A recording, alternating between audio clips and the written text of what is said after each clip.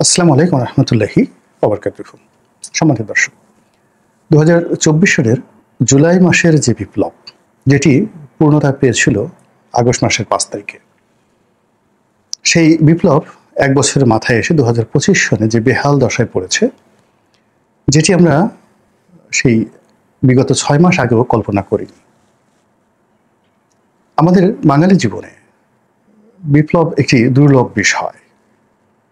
আমাদের যে জাতীয় চরিত্র, সেই জাতীয় চরিত্রে একটা বিপ্লব, একটা গেরিলা যুদ্ধ, একটা লড়াই এবং সংগ্রাম, এটা দীর্ঘমেয়াদে চালিয়ে নেওয়া সত্যিকার অর্থেই কঠিন। এটা আমাদের চরিত্রের সঙ্গে যায় না, আমরা ধৈর্য হারিয়ে ফেলি। তো সেই দিক থেকে আসলে আমাদের জীবনে যে কটাই ঘটনা ঘটেছে, সেই ঘটনাগুলো খুব অল্প সময়ের মধ্যেই আমরা ফলাফল পেয়ে গেছি। 9 মাসে আসলে মুক্তিযুদ্ধ হয় না। কখনো কখনো 100 বছরের সংগ্রাম একটা স্বাধীনতার পেছনে শক্তি যোগায়। 100 বছরের সংগ্রাম।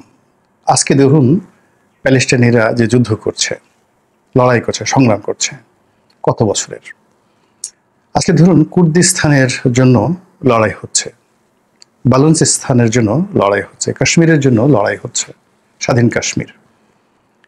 তো ওই জাতিগোষ্ঠীগুলো দীর্ঘদিন লড়াই সংগ্রাম করে তারা যে টিকে রয়েছে, এই জন্য ওদের এক ধরনের জেনেটিক ইঞ্জিনিয়ারিং রয়েছে।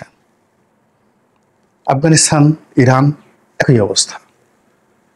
তো সেই দিক থেকে আসলে বাঙালি 4-5 মাসের বেশি আসলে কোনো একটা বিষয় নিয়ে একাগ্রতার সঙ্গে টিকতে পারে না।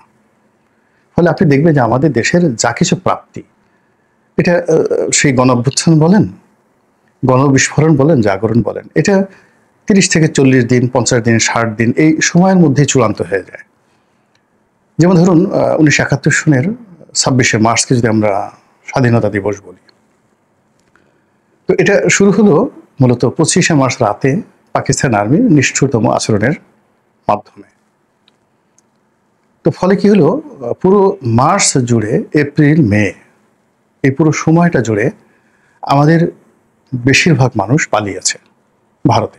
বোঝার চেষ্টা করুন, 7.5 কোটি বাঙালির মধ্যে 2 কোটি বাঙালি ভারতে প্রাণ ভয়ে আশ্রয় নিয়েছিলেন। আচ্ছা, এরপর ভারত সরকার যখন সিদ্ধান্ত নিলেন যে তারা বাংলাদেশকে সহযোগিতা করবেন, তখন এখানের ছাত্রলীগ, যুবলীগ, সাধারণ মানুষ দেশপ্রেমে উদ্বুদ্ধ হয়ে ভারতের ট্রেনিং নিতে গেলেন। এটা শুরু হলো মে মাস থেকে। তো মে, জুন, জুলাই, আগস্ট, তারা এই বাংলাদেশে এসে সেপ্টেম্বর মাসের দিকে তারা গেরিলা আক্রমণ শুরু করলেন। আর কিছু কিছু সংগঠন যারা এই বর্ষাকালটাকে ব্যবহার করেছে এবং আন্দোলন সংগ্রাম করেছে, কিন্তু রিয়েলি যে মুক্তিযুদ্ধ বলতে যে জলে, স্থলে, অন্তরিক্ষে যে সর্বোচ্চ তারা যে পারঙ্গমতা দেখেছে, এটি নভেম্বর এবং ডিসেম্বর মাসে। তো মুক্তিযুদ্ধের যে চূড়ান্ত বিজয় বা যা কিছু আছে, এটা নভেম্বর ডিসেম্বর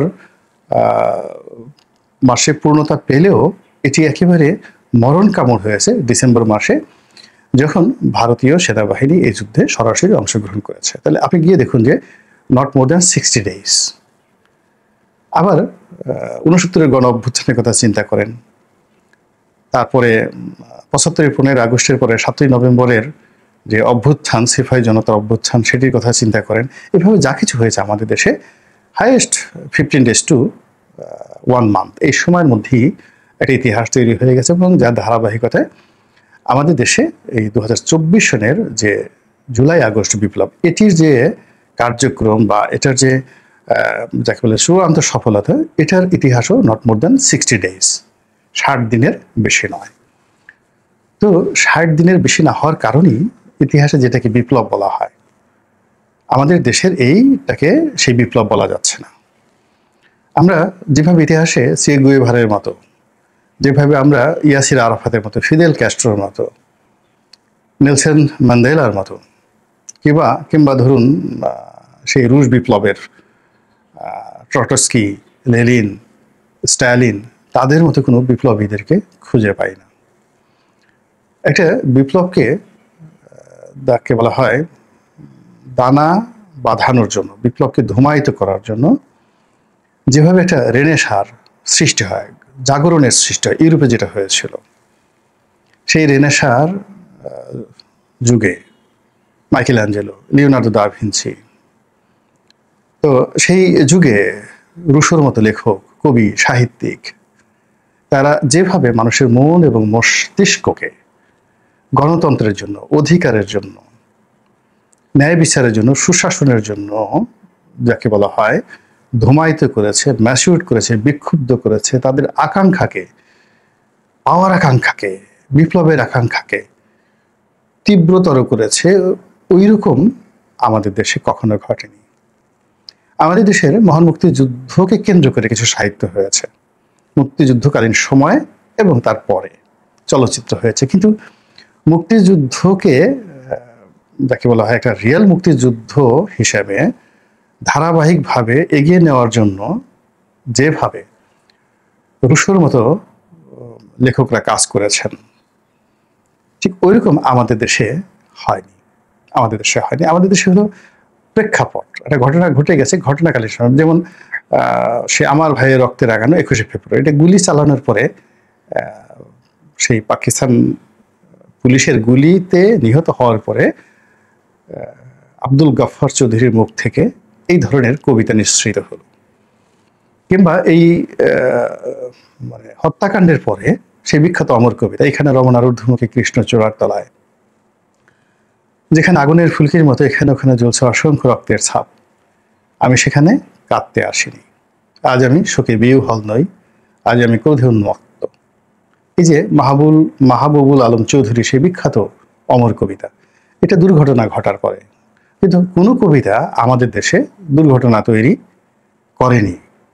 যেমন ধরুন এরশাদের জমানাতে যে সকল কবিতা হয়েছে, মানে ওনার কর্মের ফলে ওনাকে বিশ্ব বেহায়া, তারপর ওনাকে নিয়ে যে লেখা পদ্ম বিখ্যাত সেই মতিউর রহমান চৌধুরীর যে গদ্য দুর্নীতিবাদের উল্লাস নৃত্য, কিংবা কবি রফিকুল্লাহর সেই যে সবশালা কবি হতে চায়, পিঁপড়ে গো ধরছে উড়বেই, এটা হলো আসলে ঘটনা বা দুর্ঘটনা ঘটার পরে।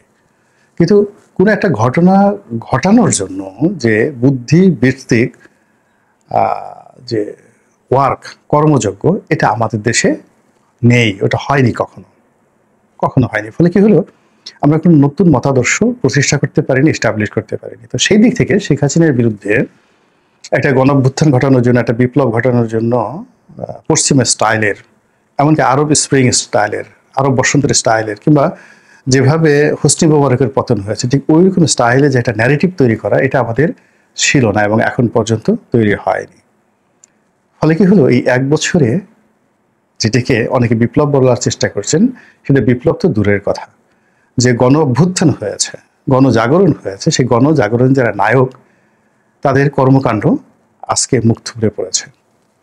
যে কথাটি বলা হয় যে বিপ্লব বিপ্লবীদেরকে খেয়ে ফেলে, এটা মূলত ফ্রান্স রেভলিউশন থেকে হয়েছে, এবং এই ফ্রান্স রেভলিউশনটা ঘটানোর জন্য অন্তত পক্ষে 100 বছরের প্রস্তুতি ছিল, মোর দেন 100 ইয়ার্স কন্টিনিউয়াসলি।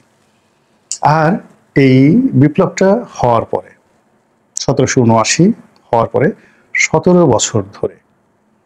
বছর ধরে কন্টিনিউয়াসলি এই বিপ্লব একটার পর একটা প্রতি বিপ্লব, এবং সেই প্রতি বিপ্লবে সমস্ত বিপ্লবীরা হারিয়ে গিয়ে আবার নতুন একটা বিপ্লব, নেপোলিয়ন বোনাপার্টের অভ্যুত্থান, এবং 1779 থেকে 100 বছর কন্টিনিউয়াসলি সময় লেগেছে সেই আধুনিক যে গণতন্ত্র, সেই গণতন্ত্রের আজকের এই জায়গাটাতে একটা অবস্থায় আসার জন্য। এই ধারাবাহিকতা ফ্রান্সের মতো একটা জাতি রাখতে পেরেছে বলেই তাদের দেশে সেই বাস্তিদ দুর্গের পতন 1779। সেই 1779-তে যে ঘটনা ঘটেছে তার জন্য তাদের প্রস্তুতি ছিল 1679 থেকে, আর এই বিপ্লবটিকে গণতন্ত্রে রূপান্তরিত করার জন্য তাদের 100 বছর, অর্থাৎ 1879 সন পর্যন্ত তারা লড়াই সংগ্রাম করে আজকের ফ্রান্সের এই অবস্থানে পৌঁছে গেছে। এই জন্য ফ্রান্সের যে জাতিসত্তা, তাদের সবকিছু আমাদের কাছে অনুকরণীয়।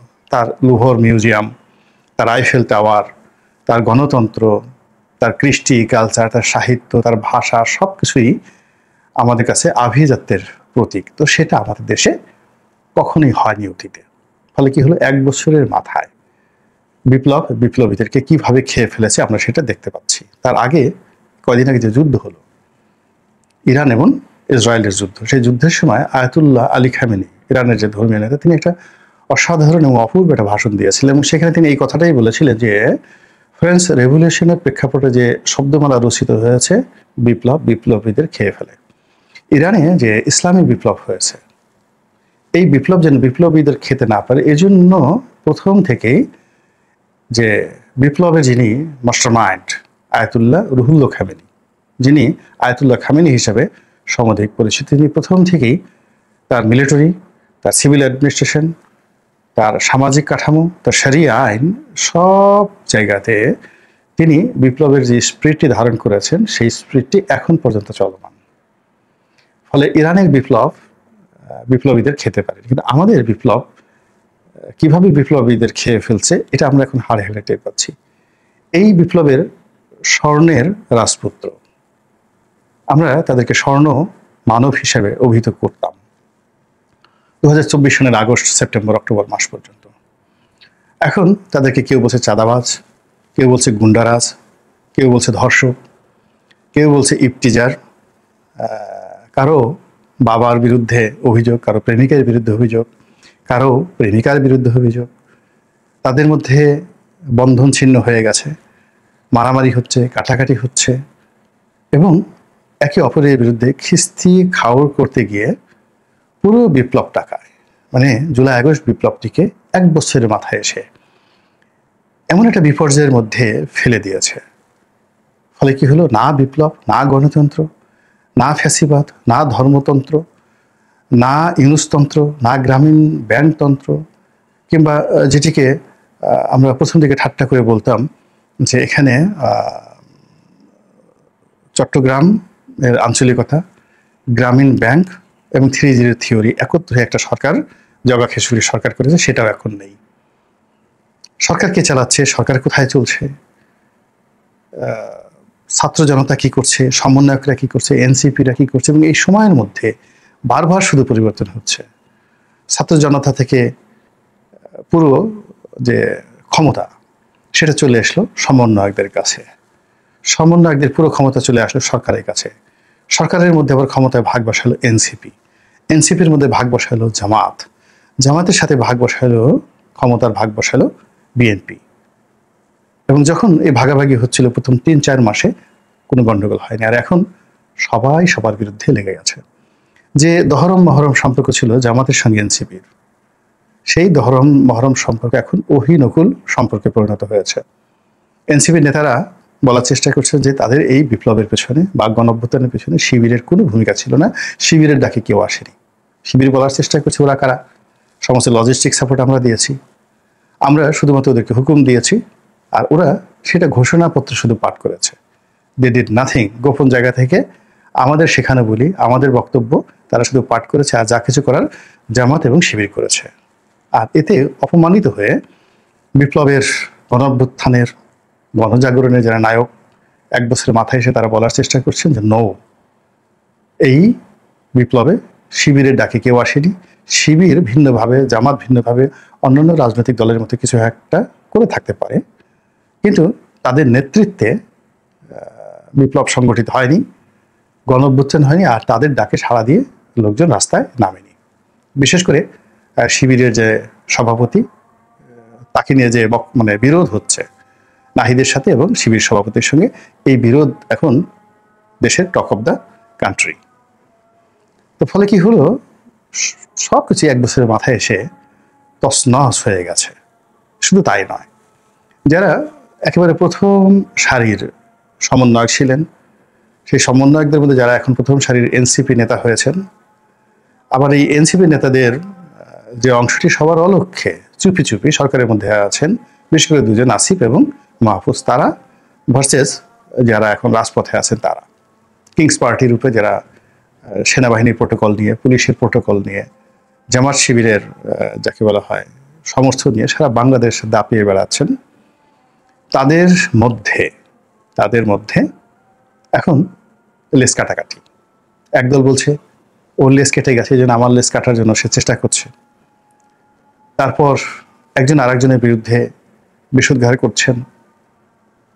এবং এর বাইরে পর্দার আড়ালে যে কত অপ্রীতিকর ঘটনা ঘটছে সেটা একমাত্র যারা ভুক্তভোগী তারাই বলতে পারবে।